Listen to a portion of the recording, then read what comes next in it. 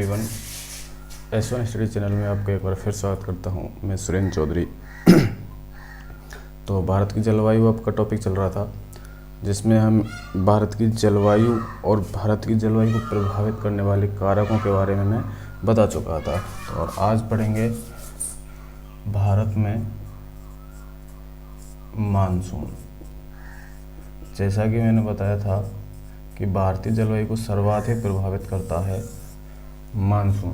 तो आज पढ़ेंगे भारत में मानसून। देखो, मानसून भारत में दो प्रकार का मानसून आता है। दो प्रकार का मानसून आता है। पहला है दक्षिण पश्चिम मानसून, दक्षिण पश्चिमी मानसून, और दूसरा है उत्तर पूर्वी मानसून। ठीक है, भारत में दो प्रकार से मानसून आता है, दक्षिण पश्चिम मानसून और उत्तर पूर्वी मानसून। और पहला लेते हैं दक्षिण पश्चिमी मानसून, जो कि भारत में दक्षिण पश्चिम से प्रवेश करता है। जैसे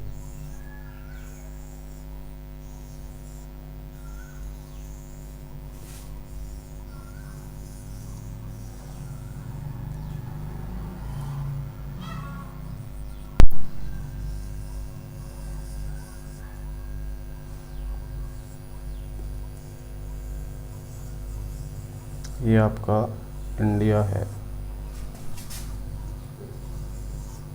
ठीक है, तो ये है भारत की दक्षिण पश्चिम दिशा।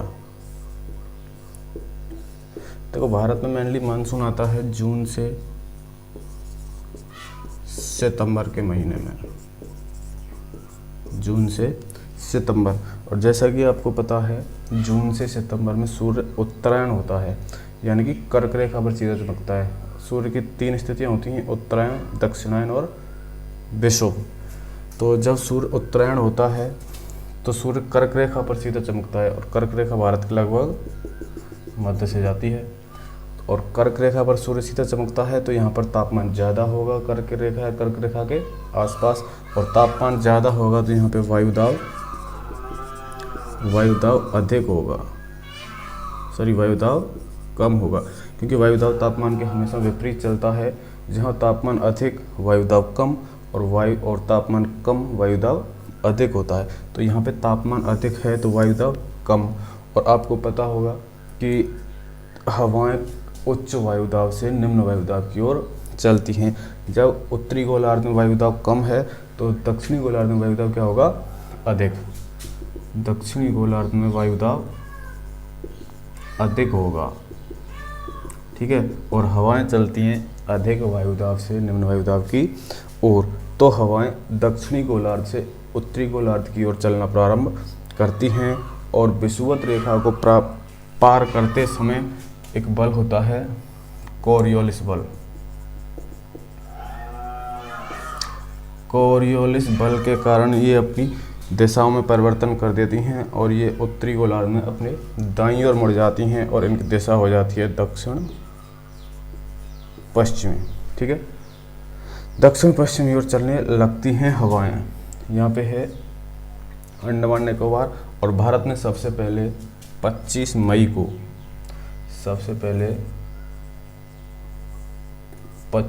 को अंडमान निकोबार में मानसून पहुँचता है। भारत में सबसे पहले मानसून कहाँ पहुँचता है? 25 मई को अंडमान निकोबार में। अंडमान निकोबार के बाद 30 मई को मानसून पहुँच जाता है भारत के पश्चिमी तट पर, यानी केरल तट कह सकते हैं। भारत के पश्चिमी तट पर मानसून पहुँच जाता है। सबसे पहले मानसून पहुँचता है अंडमान निकोबार में। उसके बाद 30 मई को मानसून पहुँचता है भारत के पश्चिमी तट कह सकते हैं, या केरल तट पर मानसून पहुँचता है। जब मानसून प्रायद्वीपीय भाग से टकराता है तो इसकी दो शाखाएं बढ़ जाती हैं। तो एक शाखा तो हो जाती है बंगाल की खाड़ी की शाखा, दो शाखा हो जाती हैं। देखो, बंगाल खाड़ी शाखा,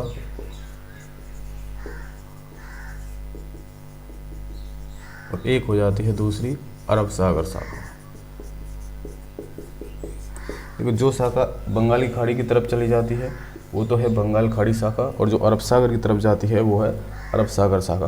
देखो अरब सागर शाखा ऐसे मेनली राजस्थान, गुजरात, महाराष्ट्र, ठीक है, यहाँ से होकर निकलती है और यहाँ से निकलते निकलते हिमालय के पास पहुँच जाती है, हिमालय से जाके टकराती है ऐसा कह सकते हैं, और जम्मू कश्मीर और हिमाचल में वर्षा करती है।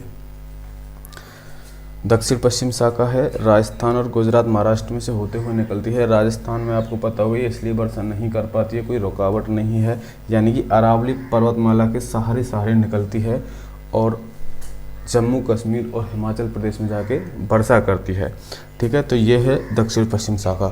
फिर इसकी दूसरी शाखा चलती है जो कि बंगाल की खाड़ी की ओर जा रही है। ये इसकी भी दो शाखाएं हो जाती हैं। एक शाखा तो जाती है मेघालय, मेघालय में खासी पहाड़ी से जाके टकराती हैं, खासी पहाड़ी, और खासी पहाड़ी पे ही आप कह सकते हैं विश्व का सर्वाधिक वर्षा प्राप्त करने वाला स्थान मासिनराम में जाके वर्षा करती हैं। और इसकी एक शाखा चलती है भारत के उत्तर के विशाल मैदान की तरफ, ठीक है, जो कि भारत के मैदानी भाग में वर्षा करती है, मैदानी भाग में वर्षा करती है। और ये दोनों शाखाएं यानी कि बंगाल की खाड़ी शाखा और अरब सागर शाखा दोनों जाके मिलती हैं छोटा नागपुर के पठार में।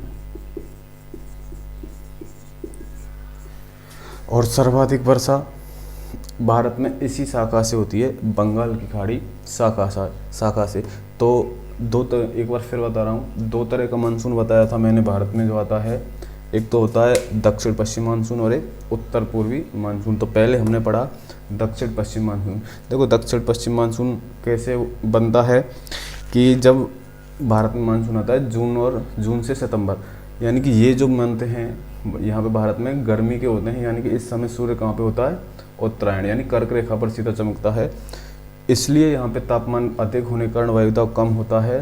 तो हवाएं दक्षिणी गोलार्ध से उत्तरी गोलार्ध की ओर चलने लगती हैं और भूमध्य रेखा को पार करते करते कोरियोलिस बल के कारण अपनी दिशा परिवर्तित कर लेती हैं, यानी कि उत्तरी गोलार्ध में हवाएं अपने दाईं ओर मुड़ जाती हैं और दाईं ओर मुड़कर इनकी दिशा हो जाती है दक्षिण पश्चिम। दक्षिण पश्चिम में जब ये भारत के प्रायद्वीपीय भाग से टकराती हैं तो इसकी दो शाखाएं हो जाती हैं, बंगाल की खाड़ी शाखा जो कि बंगाली खाड़ी की तरफ चली जाती है, और अरब सागर शाखा जो अरब सागर से होते हुए भारत में प्रवेश करती है। और ये राजस्थान, गुजरात, महाराष्ट्र से होते हुए जम्मू कश्मीर और हिमाचल में जाके हिमालय पर्वत से टकराने के कारण वर्षा करती है।